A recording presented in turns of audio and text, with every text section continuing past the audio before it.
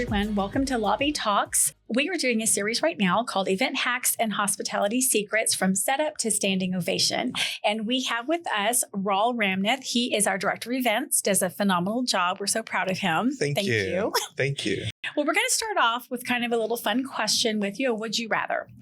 Would you rather have a wedding guest wander into a corporate board meeting or a keynote speaker get locked in a supply closet? I think I would much rather have a wedding guest wander into an executive meeting in a boardroom. I'm kind of with you there. Yeah. I would do the same thing. Although the other one would be kind of a great story, depending on who the keynote speaker was. It would still be fun. It would. I think a wedding guest walking into an executive boardroom full of well-dressed men would make an even better story. Yes, that's true. That's right. All right. So we're going to get into your head and ask you some questions, Rachell. What's one thing people often underestimate about planning an event at a hotel? Timing. I believe it takes a lot more than the client actually sees the day off Right. To actually pull off a flawless event, from detailing, planning, tasting, loading in, tracking dietary restrictions. A lot goes into it. The timing it takes for us to get everything taken care of at the back of the house. Yep, you're absolutely right. Yeah. You're absolutely right. What's the key to building trust with planners or clients during those high pressure events? Ooh, honesty, integrity, loyalty. All the good words. All the good words. You got it right. Something is going to go wrong. And I think letting the client know upfront ahead of time and not sugarcoating it, letting them know this actually happened, but we do have a solution. I think it gives them peace of mind, just being honest with them upfront. You are absolutely right. There have been many times in my career where I've worked at many different hotels where I was told by, those above me, don't say this to a client, don't say that to a client. Well, I'm not going to lie. When a client asked me, I'm like, yep, this is what happened, but this is what we're going to do to get around it. This is how we're going to fix it. And once you have that integrity and that communication and that trust, then you're golden, right? Yes. They can trust you. Yeah, you get that repeat business because that trust is now built, and that's what we're going for. We're not just selling a banquet space; we're selling an experience. An experience. Yeah, entire experience from the time you walk in to the time you walk out. You want them to remember everything. Exactly. Yep. And sometimes even things that go wrong are so memorable. It is. It makes for a great story at some point. And bonding with your teammates, bonding even with your client, of course. And when you can laugh about it later, it's always a good thing. Right? Always a good thing on a Friday evening. That's right. What's the weirdest way someone has tried to transform your space? And did it work or did it flop? That's a good question. I believe it worked in this case. We used to have the Mustang Car Show. And every time they would come out to our hotel, we would have to remove the doors. Oh, yeah. At the main entrance, and all these expensive Mustangs would be rolled in, and the entire ballroom is now conveyed into like a premiere, a movie. Yeah. And it was fun to look at some of these expensive cars. Myself, growing up as a young man, I was always fascinated by expensive sports cars. Right. So looking As most young men are. As most young men are. It was fun to walk into this transformation of our lobby that looked something like a transformation movie. Oh, it was so beautiful. Oh, I love that. It really did work. I did this one event when I worked downtown, and they wanted the entire ballroom to feel like a Midsummer's Night Dream. Oh, wow. So they brought in trees that were as tall as the ballroom. Wow. And so when you walked in, it was absolutely magical. Yes. But for those poor people that had to haul in these trees that were, 10 to 15 feet tall, it's no joke. I bet. It was beautiful in the end. Yes. And the end result is what they're all looking at. That's what they're looking for. Absolutely. Yeah. Creating that experience. What's the one hidden gem feature of our venue that most guests or planners miss? Oh, I think I could think of two off the top of my head. Go for it. The VIP lounge in the Ruffin Event Center. I haven't seen any event space or venue in the Tulsa area that has anything quite like it. It's very private, it's secluded, and of course it's located in the midst of the entire 60,000 square foot meeting space. Secondly, I think our premier space, our Cypress boardroom, as you walk in, you're greeted with pre-function space, and then you get past that, you're wowed with floor-to-ceiling windows that overlooks the drive-in greenery. Yes. So I have to say we've got two beautiful spaces here that stands out. When people walk into the Cypress boardroom, I always get the, oh, wow. You know? I do, yeah. I really love our Maple Theater kind of has a lecture hall feel about it. And everyone I bring in there, they're like, oh, this is nice. This brings me back to my college days. Yes, very unique. Very unique. Yeah, it really is. It really is. Well, Rachell, thank you so much for joining us today. We appreciate your insights. You've been doing this for quite some time. And so it's really nice to have someone such as yourself come and spend time and share with all of our viewers your experience. You're welcome. Thank you so much for having me. You're very welcome.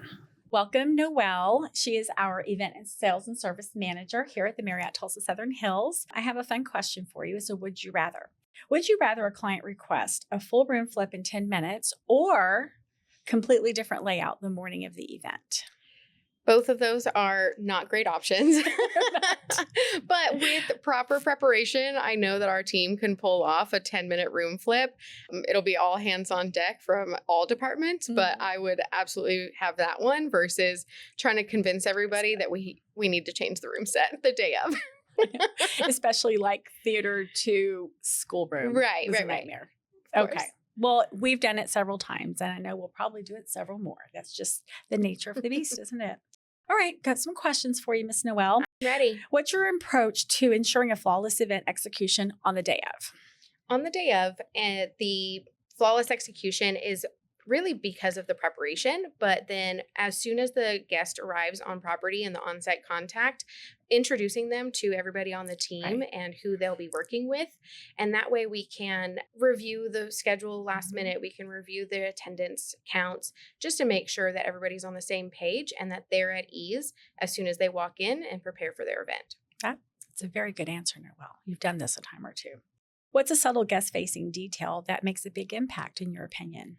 I really enjoy looking at it from the guest's point of view. When they walk in the room, what's the flow of traffic and what are they going to do after they make their plate and go sit down? And then it also goes into the tiny details like the scenting of the room and is all the chairs in line or the note cards and the Marriott pens facing the right direction, just so that the guest walks in and knows that we are fully prepared and is at ease as they walk in. It is very satisfying when you walk into a room before the client gets there. You're just walking and making sure all the setup's good and everything's just very uniform, right? You know it's going to be pulled apart in the next hour or two, right? But it's really just nice to see all that uniformity. That's good. Have you ever had a total disaster moment at an event and what did you do to save it? I have had a few over the years. I've been with you in a few of those. Yeah. Good support. That's right. So that would be the first thing is you got to have a supportive team for when these disasters happen. That's a good point. One that sticks out to me is a client shows up with basically 120 more people for a seated dinner. So not only are we having to add in more tables and chairs, but then I'm also going straight to the chef and letting them know that we have a lot more people than originally planned. Right. Luckily, our entire hotel is so supportive and ready on the fly when these things happen.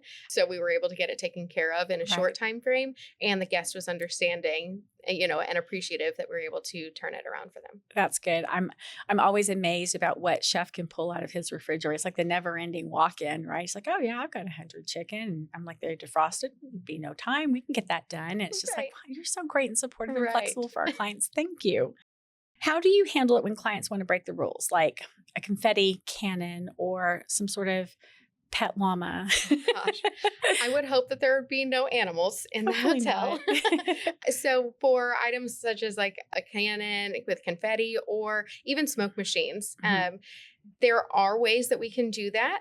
There might be a fee or there are regulations that we do have to follow that also come with a cost. So, but it's absolutely touching base on those before the event so that we can review any options. Yeah, it's when you get the surprise. It's like, did you know there was going to, no, I didn't know. And then they have to actually like sweep up the confetti because our commercial machines will not take that, but even the domestic machines are not going to be able to take that. Yeah, the silver confetti and the balloons get stuck in the washer, get stuck in the linens. It's such a mess. Won't vacuum. So it does happen. And then we work that out with the client. Well, you do a great job. Really appreciate you. Well, we'd like to thank Noelle for being with us today. We appreciate the time that you took. Thank you so much. Thank you for having me. I appreciate it. You're welcome. I am going to welcome today Smrita Tandon. She is our banquet manager and does a phenomenal job for us. Thank you for being with us today, Smrita. Thank you, Rachell. And I'm glad that I'm here on this platform. Well, thank you very much. Well, before we dive into some questions and pick your brain, we're going to start off with something a little fun. If you had a choice to run an event with either no Wi-Fi or no coffee, what would you choose and why? Definitely no Wi-Fi, but we'll definitely go with the coffee. Without Wi-Fi, still we can do the meeting or the sessions, right? Or get-togethers. But without coffee, it's impossible. Yeah, people get cranky without coffee. Exactly, and we have to have it full energy. Yes, that's right. Well, that's a very good choice. That's the choice I would have made. All right, let's dive into some questions. How do you keep your team energized through the day, a long event? What do you think is the best thing that kind of keeps them going? It's a pre-shift huddle, which we call stand-ups. And then I give them a break mentally and physically. They can have some snacks and then they can just relax. They can be themselves. Right. I see you all the time walking and talking to your staff. You're very concerned about their personal life and, how are they doing today? So I think you also, like you said, support them emotionally. That's really important. Yeah. I love to see that with you. Thank you. Okay, so how do you train your staff to deliver that 5-star service if you have 300 guests all at the same time? They're all needing something at once. We anticipate we refill the glasses before it's empty, or we swap the silverware before guest notices, or say vegetarian or vegan meal before they ask. Right. It's ready. That's right. That sounds good. Just keep them going. What's one layout or table setup trend that it looks amazing, like on Pinterest or LinkedIn, but it's really not a great execution? It's kind of a nightmare when you have to execute it. What would you say that would be? I mean, see, there are different kind of setups which really looks good on the Pinterest, but the most difficult one is family style. For us, it's serving from right and picking up from left. And with so many people, the family or the friends sitting, and it's so tight that it makes hard for the servers. Right. To deliver. Yeah, they feel like they're interrupting in the conversation, or they are dreaded to drop silverware or the food. Yes. So yeah. Yes. One setup I love is you have your rounds, but when you do the squares, like the squares of 8 or squares of 10, I love that setup because it's just something a little different, a little unexpected. Yeah. You don't see it a lot. Yeah, but not every group, they require that kind of setup. Right. We don't have that kind of setup for a whole lot, but yeah, that really something looks fun and great. different. You guys do a great job just kind of keeping it fresh, changing things up a little bit here and there on your presentation. So thank you so much for doing such a great job. And keeping your staff members just up and energized. We really appreciate that. Thank you. Now we have a fun segment for you called Secrets from the Service Side, where we're going to speak with our guests on this episode about pro tips or hacks that they might recommend. So, Rachell, what would you say if you were speaking to another event team member or maybe even somebody that does what you do, but somewhere else? What is a pro tip, a hack, or some behind the scenes move that you swear by to ensure a successful event? So that was a really good question. I really believe being proactive, asking the questions and getting a checklist from the client that they're not thinking of to ask or tell you. By being proactive and getting that checklist, I believe you'll be on top of your game and you can definitely execute a flawless event. And now, Noelle, it's your turn.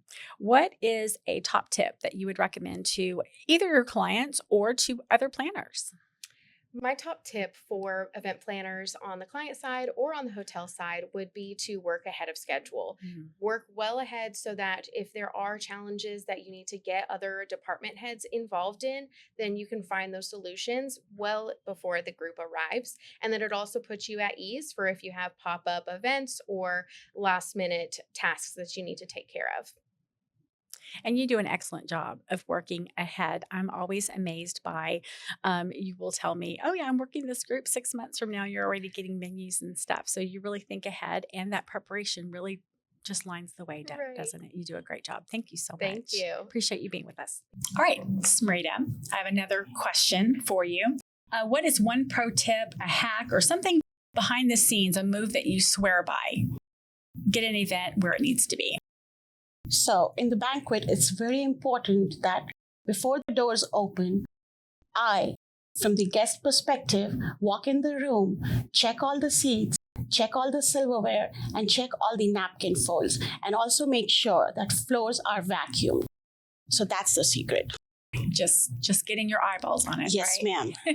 ma'am. Well, thank you so much. Thank we appreciate you. you being with us today. Thank you. And that's a wrap on today's episode featuring the event experts at Marriott Tulsa Southern Hills, full of real-world hacks from behind the scenes. Next week, we're talking with GMs from other leading Tulsa hotels. Sure, we may compete to earn the same guests and events, but our shared challenges and common goals mean collaboration isn't optional. It's essential. Together, we're working to elevate Tulsa's travel and tourism industry. Don't miss it. Don't forget to subscribe and check us out on Instagram and Facebook for more behind-the-scenes moments. Thanks for listening.